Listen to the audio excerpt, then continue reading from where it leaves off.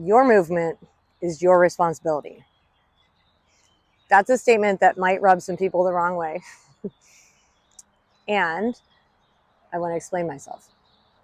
So it's really common, and I've seen this a lot with athletes, is that something starts hurting, they don't know what to do about it, and so then they go consult an expert, and like they'll go to the doctor, chiropractor, acupuncture, something like that. And there's nothing wrong necessarily with doing that at times to treat something that is, an acute issue that you have. And I'm going to suggest to you that a lot of the issues that come up with your movement are more within your control than you think.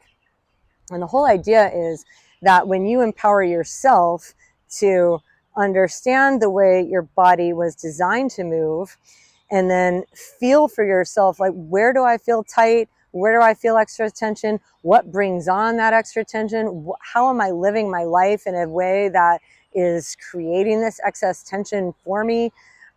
There's a whole bunch of questions like that when you take the time to answer them for yourself, you'll go like, oh, wait, I have a lot more control over this than I used to think. And so with this whole course, my goal is to empower you to understand how your body is supposed to move, how the things that you can do to help set yourself up so that you can move in these really good, efficient patterns. With that comes increased body awareness. And so I think what's really common is that people just, especially athletes, type A athletes, we just want to do the sport, right? Like, I just want to go running.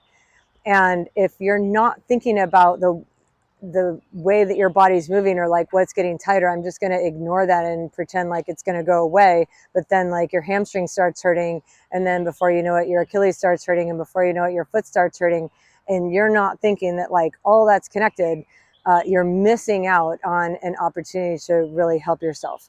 So if we think about this idea of like, if you follow this course and you do all these things and you start becoming very aware of how it is you're moving, what will happen is you will become more talented. Let's take a minute to think about, what does that mean? Let's think about imagine somebody who you just think like, she's really talented, or he has a lot of talent. What is it about that person that allows them to express their talent? I bet they have stacked joint posture. I bet they breathe well. I bet they're not carrying a whole bunch of excess tension. And if you watch them move, it just looks like they're moving really well. And meanwhile, the people who sit at a desk all day and stare at a phone all day and don't go out of their way to combat that with all sorts of moves and exercises that open themselves up, then it's like over time we become restricted. And from that position, I'm not going to be moving in a way that makes me or anyone else think that I am talented.